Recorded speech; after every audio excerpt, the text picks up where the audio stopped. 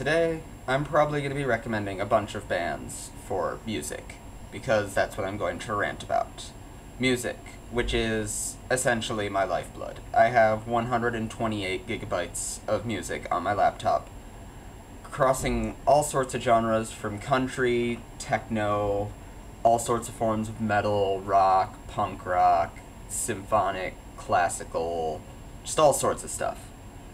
But I always see arguments over the internet, and they're so petty and annoying because it's like people can't just say, if you don't like the genre, don't listen to it. So one of the biggest arguments I always see is people on metal music videos bashing post-hardcore and metalcore. Now, if you don't know what that is, post-hardcore is hardcore punk, which basically focuses on a lot of chord use and heavy distortion, and typically screaming or some form of force talking. It takes elements of that, usually the chord structure and such, and adds in various elements like common as keyboard or clean singing, just all sorts of different elements. And metalcore is fusing hardcore punk and metal in some way, usually having heavier, more distorted guitars and the use of breakdowns, which are when the song slows down, usually to a specific drum beat, that with a phrase being said that everyone can sing along with it. And I always see these comments that make it seem like people that listen to death metal and stuff don't listen to these genres at all. I have about 60 gigabytes of death metal on my laptop, and yet I also have a bunch of metalcore and post-hardcore on my laptop. I like both. So what? It's not like because I like them, I'm going to succumb to mainstream or whatever they make it seem like, because not all of them are mainstream. And especially one of my favorite music labels, Nuclear Blast, which signs mostly death metal and symphonic metal bands, has been signing some post-hardcore bands recently. And people are getting all butthurt about it and complaining because the mainstream crap shouldn't be in here. And it just doesn't make sense. They don't sign it specifically to your taste. If you don't like it, don't listen to it. They're not going to force you to buy it or force you to listen to it. Just ignore it. And they make it seem like all the bands sound the same. So, if you've listened to metalcore, most people tend to think of bands like Bullet for My Valentine or All That Remains or something. So, for the first recommendation, I'm going to recommend a band that, when I first heard it, really wouldn't have guessed it was metalcore at all. They're called Eths. I think it's what they're called. It's Eths, or pronounced, I'm not sure. They're a French band, so it could be pronounced weird. But despite being a French band, they are quite good. They have a female singer, which is very unusual for metalcore bands, especially because she doesn't just do the singing. She does the singing and the screaming.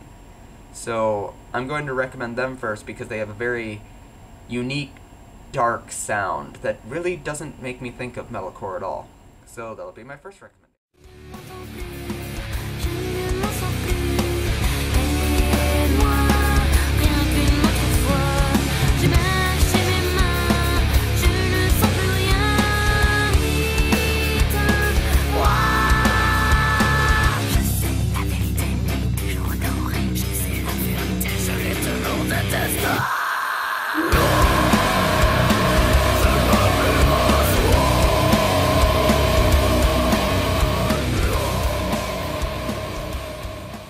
The next part I'm going to rant about, to go off of the band that I just played that has the female singer in it, is people complaining about female singers being in metal bands and such.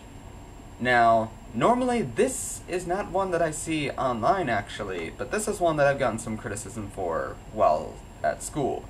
For instance, last year I was listening to Scar Symmetry, which is a melodic death metal band, and I was getting complimented on my taste of music by this guy that was walking by. And I thought, okay, that's cool, he's like the same kind of music I do, so I'm playing it. And one time I decided I didn't really want to listen to them because I'd been listening to them for a while, so instead I put in a Nightwish CD. And for those of you who know Nightwish, their old singer Tarja has a very operatic voice, very soprano, high-pitched voice, and he came in and started asking where my good music went and questioning my taste in music because I was playing a metal band that had an operatic singer. Okay, I don't see how listening to a female singer really means anything, because of course he used the typical insult of calling me gay.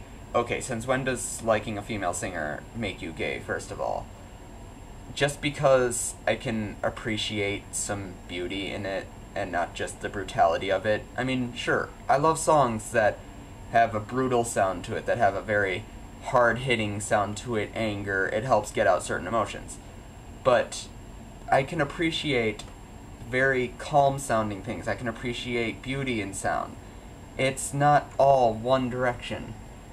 And there's all these criticisms as if it suddenly gets rid of the fact that it's metal. He talked about it as if suddenly I was listening to some opera in general, because apparently he didn't hear the guitar or something. And when you look, there are so many metal bands now that have an awesome sound that have female singers. I've seen ones like the one that I recommended where they do singing and screaming. I've got ones that have opera singing, ones that have been classically trained. I've got ones that do some form of mixed vocals. They're all over the place, and they can have really powerful sounds.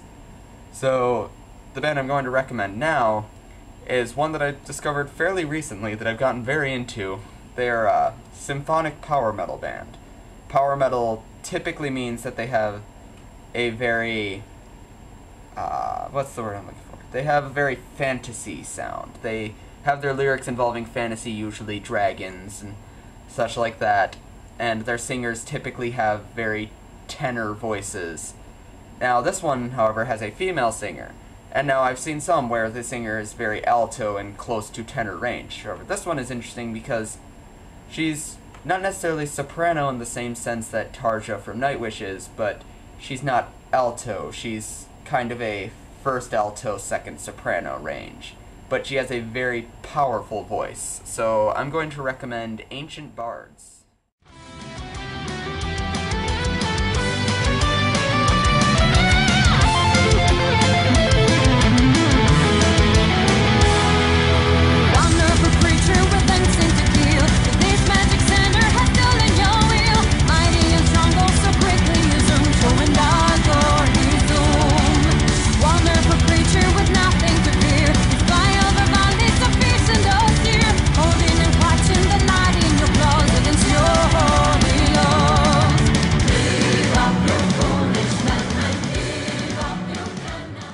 The final rant I'm going to do about music today is about people criticizing death metal for not having enough emotion in it, or just being all about the screaming and chaotic sounds.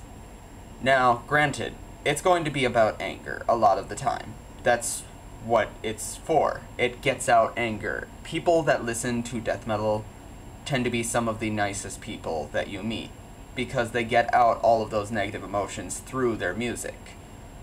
However, it doesn't mean that it's going to be all about chaotic sound. For instance, there's been a growing trend in the number of melodic death metal bands. And what is meant by melodic is the guitar doesn't focus on all the chords and distortion, but instead the guitar work is going to be very melodic. It's going to glide across strings and focus less on chords and more on creating a melody that can actually get stuck in your head sometimes, but combining it with that angry sound that typical death metal has, usually with people screaming or growling, and melodic death metal has a growing trend in people doing a mix of clean vocals, the regular singing, along with their screaming and growling.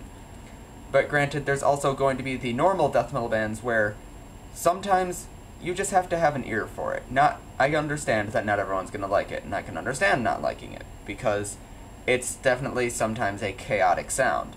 But you can still distinguish what's going on in it if you listen well enough. Just to say that they all sound the same is just pure ignorance. So I'm going to recommend two bands this time, one that is normal death metal and one that is a melodic death metal band.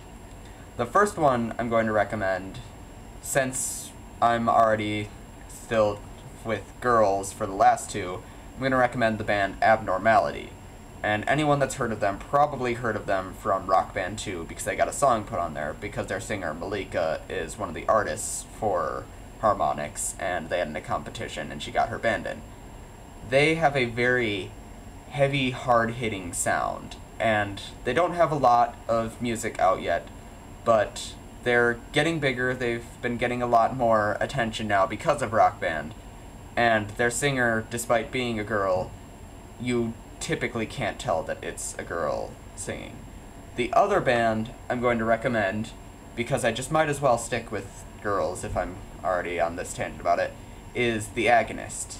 The Agonist is a Canadian melodic death metal band, and their singer, Elisa Whiteglues, is very... she can have a very powerful sound and yet a very calming sound as well. She does the mix of screaming, growling, and regular singing, and she has a beautiful voice. She actually, if you look on YouTube, you can find a video of her going on Canadian Idol, because everyone wants to rip off American Idol, and she goes pretty far in it as well. And because she can manage to keep that voice, and everyone always assumes that people that do death metal stuff are going to ruin their voice, but no. There are specific techniques to do it, and sure, it's not completely good for your voice necessarily, but there are ways that you can prevent the damage from it. And people don't understand that people can manage to do that, keep their voice, and actually have a really good voice along with it. So I'm going to play you both of those bands, and Joy didn't post a vlog commenting on anything I said in my last one, so for now I'll just wait for that, and we'll see you next time.